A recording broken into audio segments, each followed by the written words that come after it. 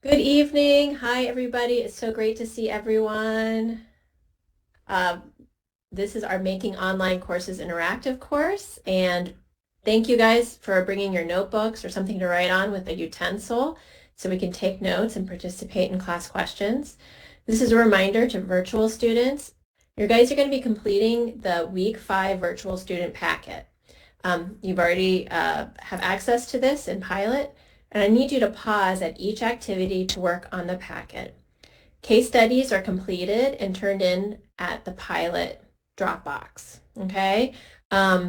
So sometimes I forget to give virtual student instructions. I'm going to work really hard on remembering that tonight, but just so you know, on those slides, pause on the activities, okay?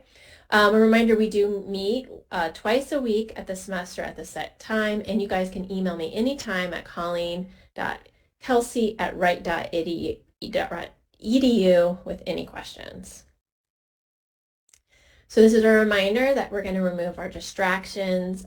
I see you guys are in really nice quiet spaces.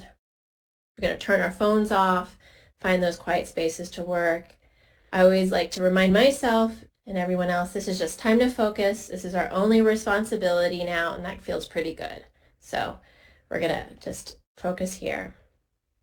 We're going to quickly review the tools like we did last week. As you can see, we have a mute and unmute button that's on the bottom. So anytime you guys need to share or talk, that's the button you're going to hit. The video on and off if you want to show yourselves. It's nice to see you guys.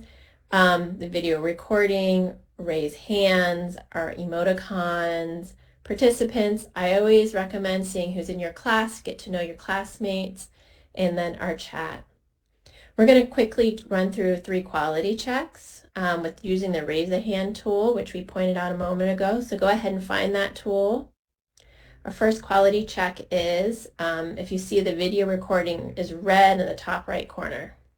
I see it. I'm going to do it too. Yep. Raise those hands. All right.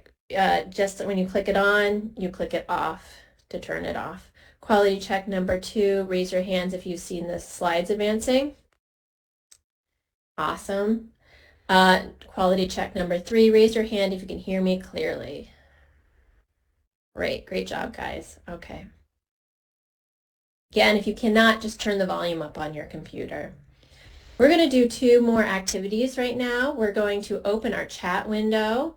You'll notice the chat window is on the bottom right. It looks like that little talk bubble. So click on that icon. You're going to see something's already in that chat window. We're going to go ahead and click on that link for later. We're going to be doing a case study activity. So we're going to get ourselves ready for that. So if you could please click on that link and open up that window and have that in your background for later work. And then when you guys are done with that, let's just raise your hand so I know where you're at. Awesome. Thank you, Beth.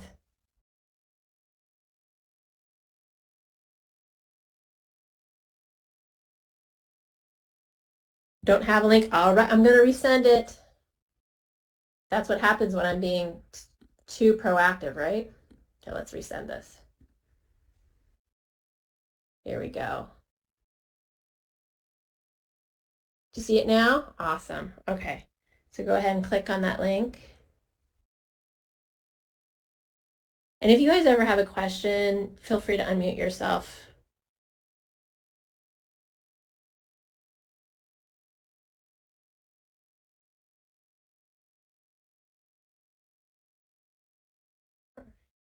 Awesome. Michelle's good.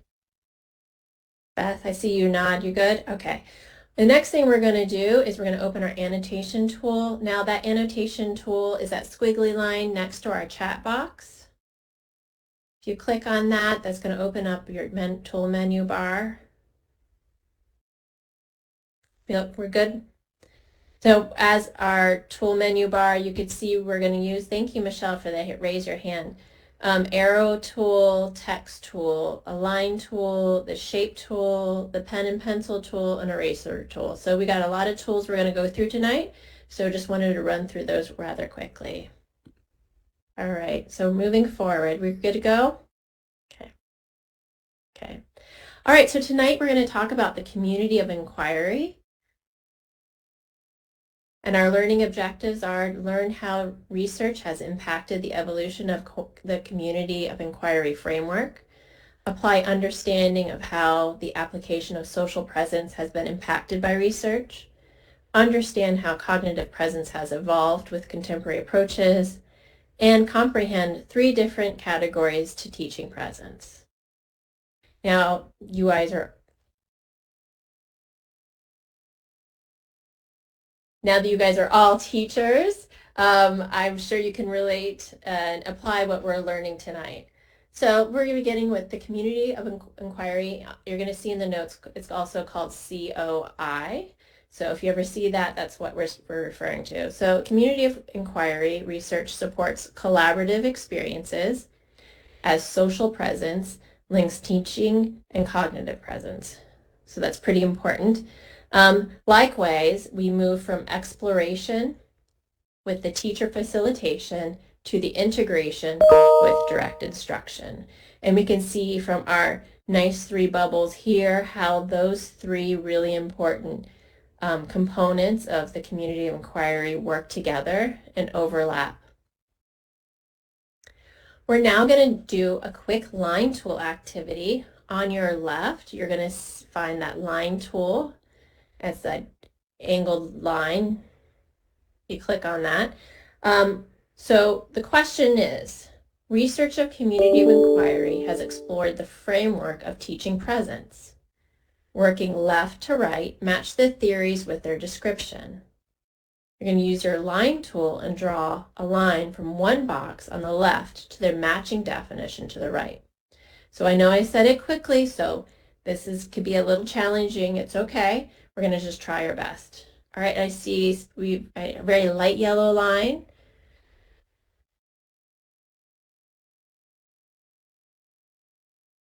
All right, great job, guys. So here we see that exploration is that teacher facilitation. That's very early on learning. And then we have integration with direct instruction. So that's what our goal I'm moving towards. Great job, guys.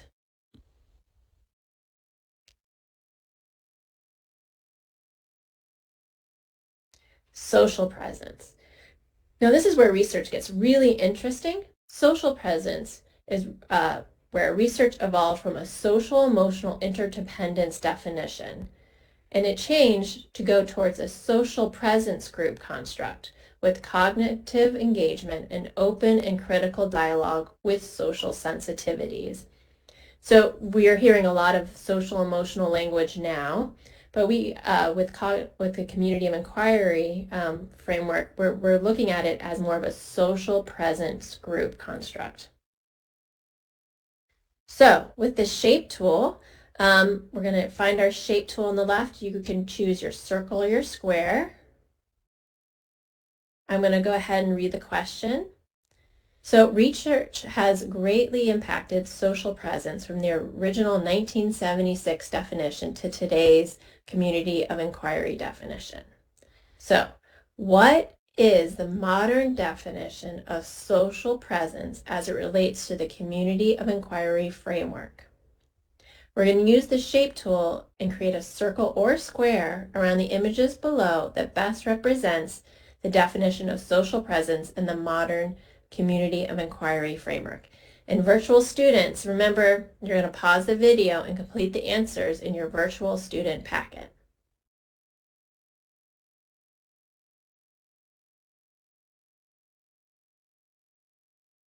And I meant to do this so you could see the pictures a little better. And I did a little trick, so here we have, I can see you guys did a great job. You avoided the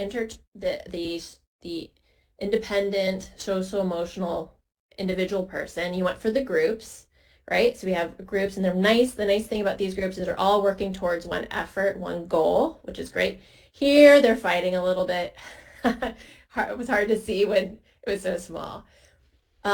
This is a little iffy. They're not too much of a group. They're more of like kind of like buddies. So this could be kind of in between them. Yeah, a little iffy. But it's nice to have that challenge to think about.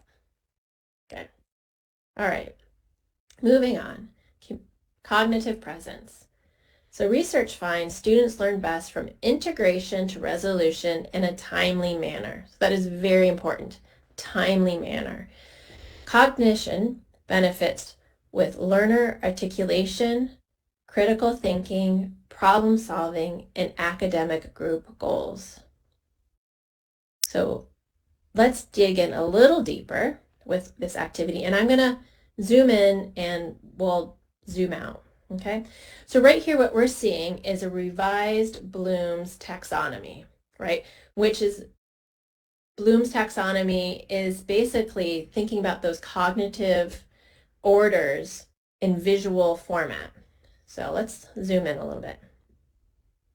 So what they've done in the revised vision, and this came out of Iowa State, is they've now made two dimensions. They made a knowledge process and a cognitive process to the of how it's ordered. They've also created low order thinking skills to the high order thinking skills. And remember when we met last time, we talked about how memorization was really important, facts, a lot of information, but now we're really talking about high order thinking.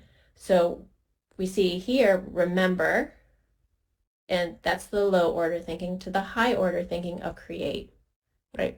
Now, if we look up at the knowledge, we're seeing here with the concrete, right, moving to abstract. So abstract is like deeper level thinking, knowledge of terminology versus strategic knowledge. So they are looking at this Bloom's taxonomy is all based around the community of inquiry, which is pretty interesting.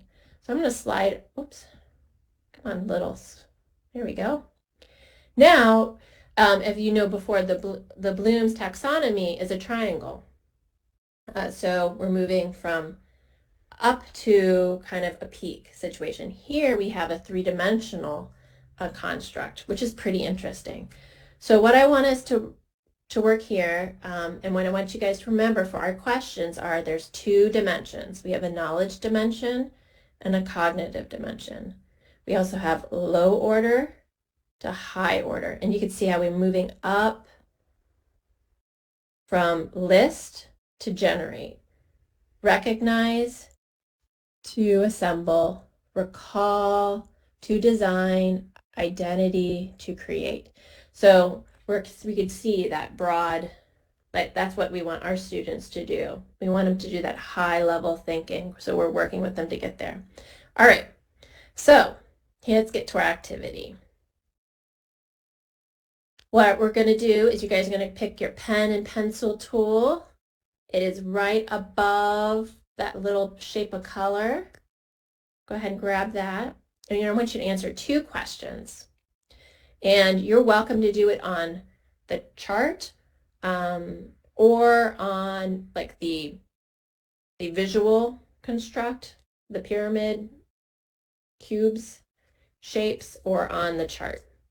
All right, what are the two process dimensions on the revised Bloom's chart? Yep, so circle both. Awesome. Then, what is an example of low order and high order thinking?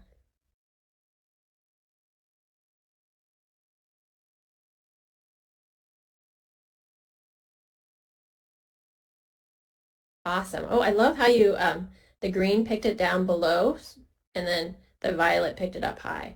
And then we're also thinking about like, we're moving from, right,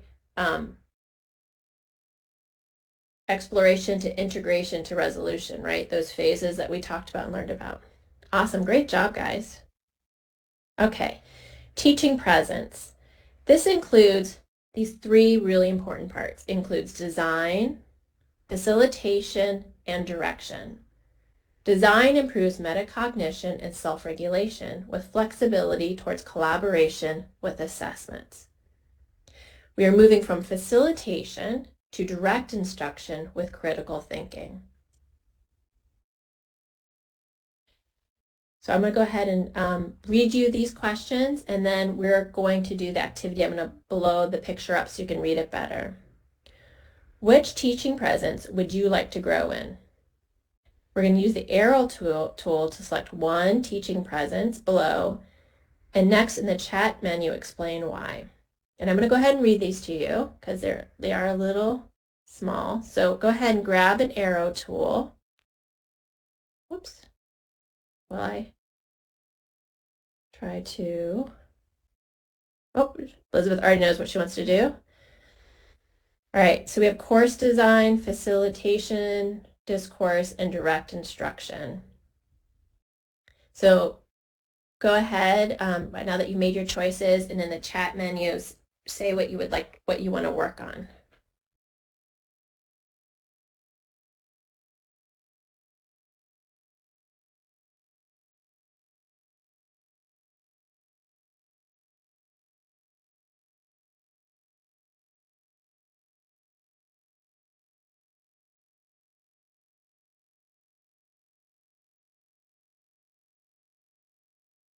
So Michelle, you shared, I like allowing students to speak freely and explore their ideas even if they seem off track. I think that is like a really like brave teaching method. That's something I would like to grow with too, because you kind of have to like follow the follow your students, right? They became the teachers, which is another really important part. And then Beth, you said the reinforcement of participation is great, and I like to think out loud and discuss.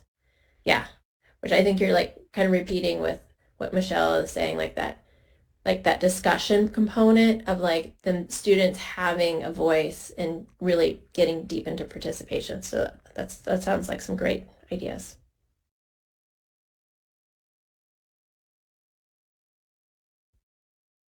All right, now it's time for our teaching presence case study. I'm going to go ahead and read you the problem, the directions, and then we're going to break out into two rooms. Reminder, virtual students, you're going to be working on the teaching presence case study independently and submitting your slides for a grade through Pilot when completed. All right, so here's the problem. How does instructor presence affect integration to resolution? Okay, so effective online activities incorporate teaching presence through the below 5 dimensions. As a group, I'm going to ask you guys to talk together and decide the order of importance of the 5 dimensions of teaching presence. Then type the list in the box provided on the Google document. Choose a group leader to share your results to the class after breakout time. So here are the 5, I'll read you the 5 dimensions. You guys are gonna, this is not in any particular order. You're gonna choose an order which you think are the most important, and from 1 being the most important and 5 being the least. So they have 5 dimensions of teaching presence are technological support, assessment, design and organization, direct instruction, and discourse facilitation. All right.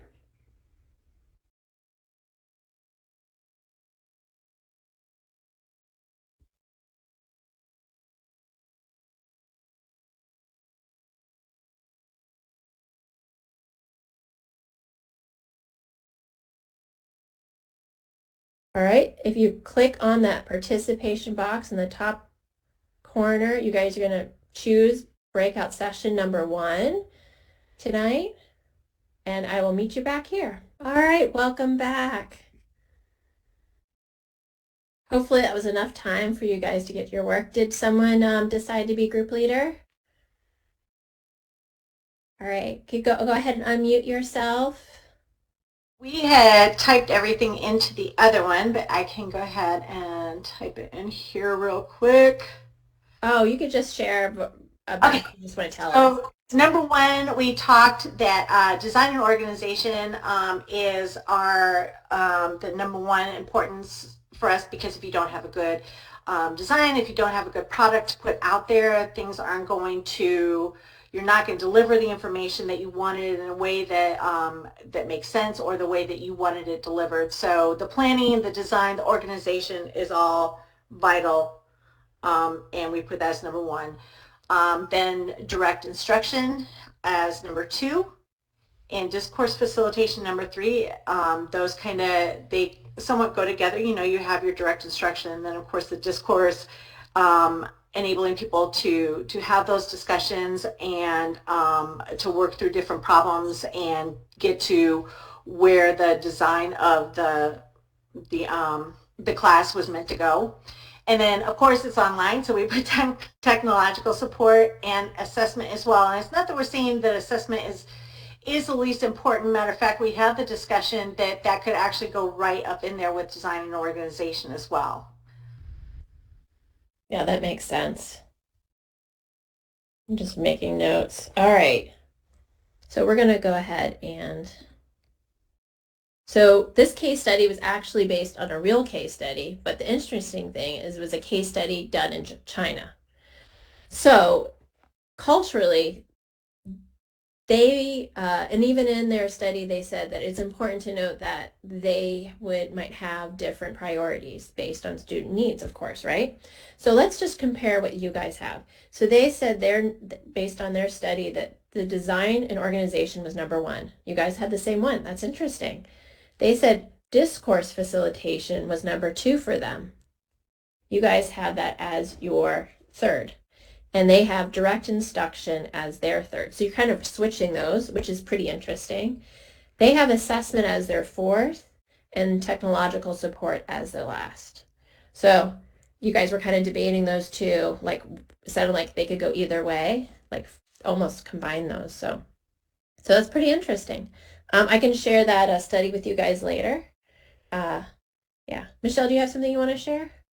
Yeah, with respect to assessment, Yeah. we thought we would have put assessment as part of design and organization.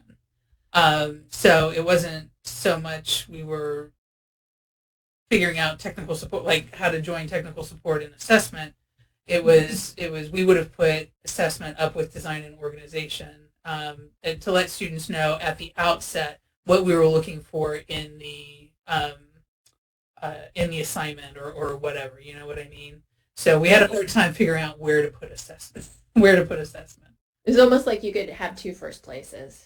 Right. You really should be, because that, I think what you're saying is you see assessment as part of the outcomes and the objectives. Mm-hmm. Yeah, so students know, what we're looking for in the completion, the successful completion of the assignment. You know what I mean? So Yeah. I probably would have said design, comma, organization, comma, and assessment as number one. Yeah, that's pretty interesting. Yeah. Well, thanks for sharing, guys. Again, I'll share that study with you, so you can see how they came up with that numbers.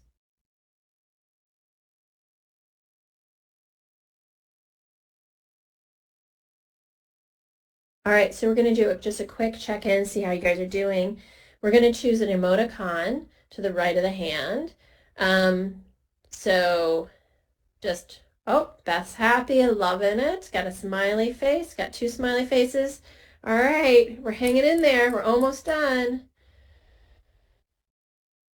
And I hope that my virtual students, you guys are doing well. You're doing a great job today, too. All right, so we're going to go ahead and we're going to finish off with some assessments. I'm going to go ahead and open these up.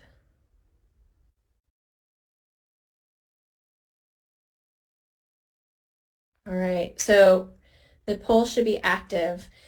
First question is, what are the three organization elements of community of inquiry?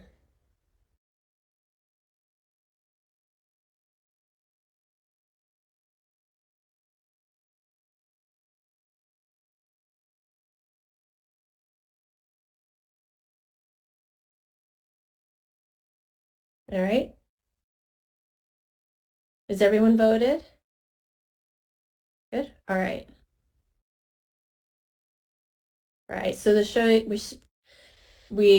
guys did a great job. Cognitive, teaching, and social presence. Awesome. Good job. Question number 2.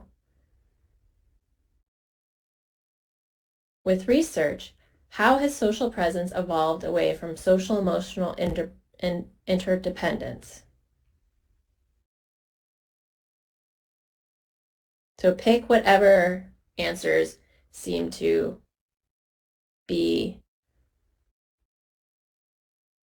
There's more than one, just so you know.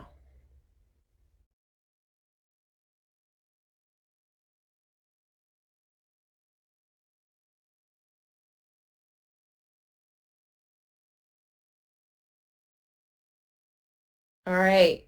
Yeah, so that critical dialogue is huge. You guys both mentioned that with your shares. Cognitive engagement and that open communication, which is really important with that to avoiding groupthink and closing down. All right. For our third question, how do students learn best from cognitive presence?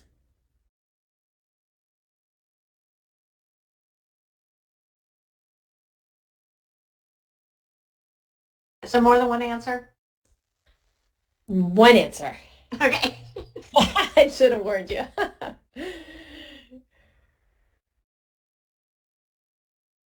All right. So yes, the integration to resolution with cognitive presence.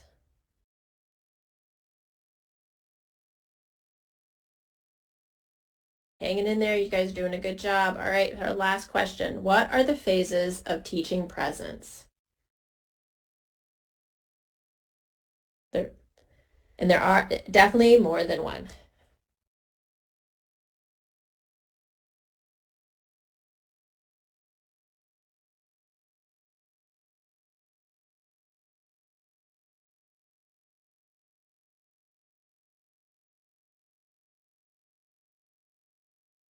I think it's only allowing me to select one. Oh, is it? Yep. My apologies. Okay. Technical error. All right. Yep. Well, as you guys all know, it was direction, design, and facilitation. Okay.